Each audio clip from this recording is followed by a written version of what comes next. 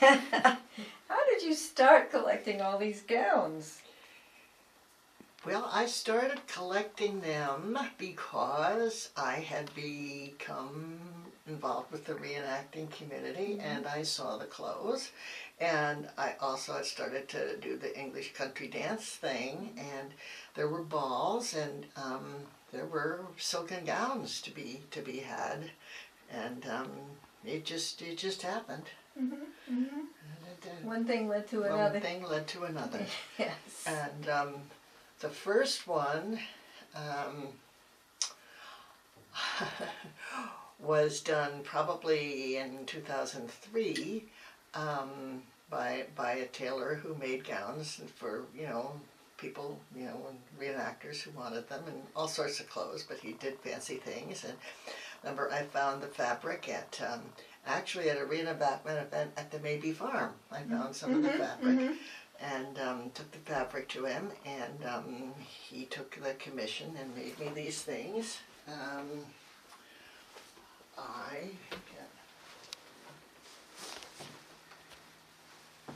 That was the first one. That was the first one. This is something called a caraco. It's a 3/4 length jacket kind of a thing rather than a full gown. Okay, I'll put it here. And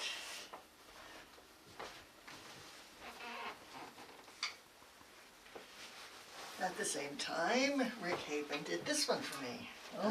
It also had a jacket. It had 2 petticoats, a plain petticoat and a striped petticoat, so it could be worn a lot of different ways. There's also a short jacket that's pewter on one side and gold on the other side. Interesting bodice. It kind of looks almost So like mail. Oh, that he didn't make that. It was plain before. It was just the striped fabric, but I had worn it several times, and I decided something else had to be done with it, so I put that on myself. Actually, yeah, I did that. I forgot that I did that. Yeah.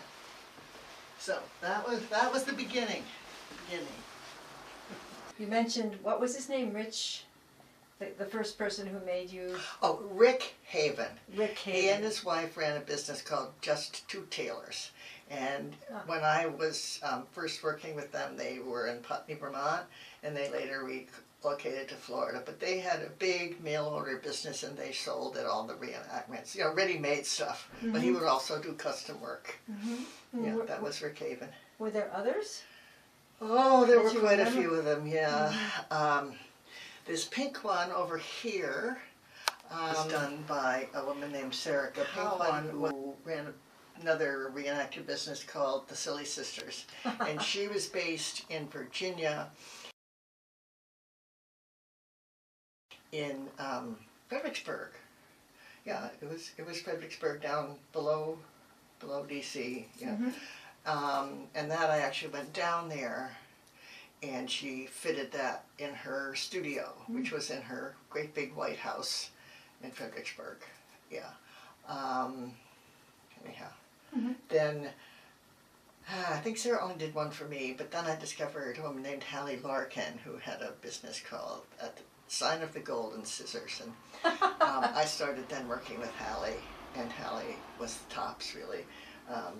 She did this one here, the striped one, the plaid one behind it. Those were Hallie's. I also got to know some seamstresses from Indiana, and they would come to the east to the big reenactments, and which I had actually seen a picture of here in one of the costume history books. I believe this one lives at the Met. And I wanted them to reproduce it for me, so they did. We started working from the pictures, and then they began to have questions, and so one day I just called up the Costume Institute and happened to get someone on the phone, and I must have hit it at the right moment, because one of the staff people went and actually got the gown that had been pictured in the book and confirmed about the lining, that it really was this kind of crazy, shade. I think the original might have been a little bit redder, but Mhm. You know, it's hard to come by these things. I mean, women in Indiana found that for me. The silk I had bought. Yeah, and reenactments were good places to find that too. Although, actually, that fabric came from Alfred's. Oh, really? Alfred's. Remember, there were three branches. Local Schenectady Yeah, fabric shop. yeah, yeah.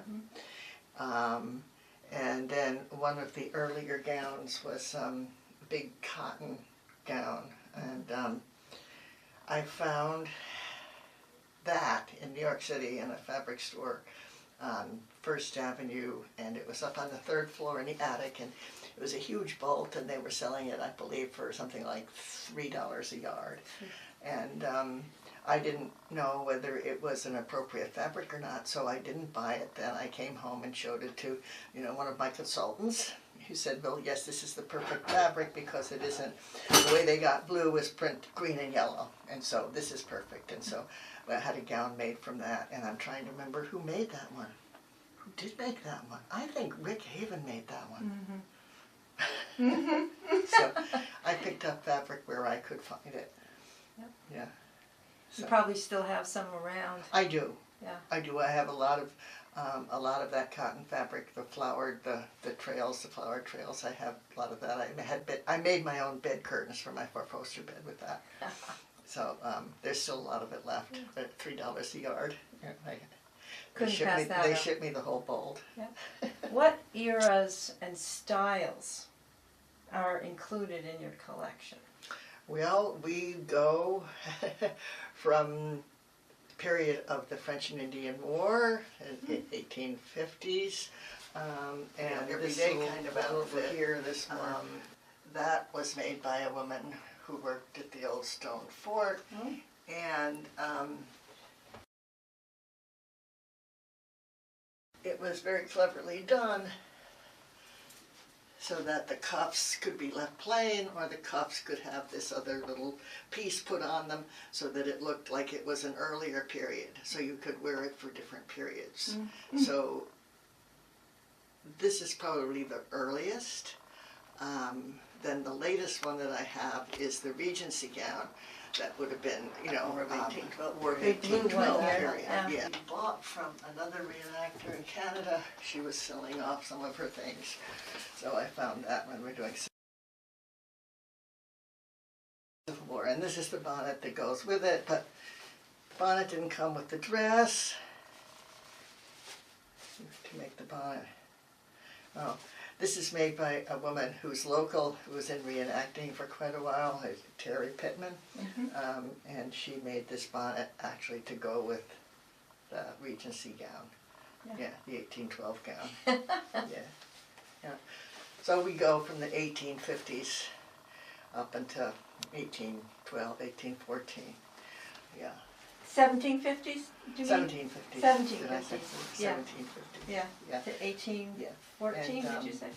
There's some of these are English gowns and some are French gowns. The striped gown that I showed you first is an English gown. The there are two over here. The French gown or the sack back. It's got That one's a really the pretty big one. inverted pleat in the back. That's a French gown sack back. And the front is very pretty on that one too. This is a Hallie Larkin, and Yeah. this one I think is probably the most exciting Yeah. that she did for me. Yeah. Lovely colors. Yeah. Yeah.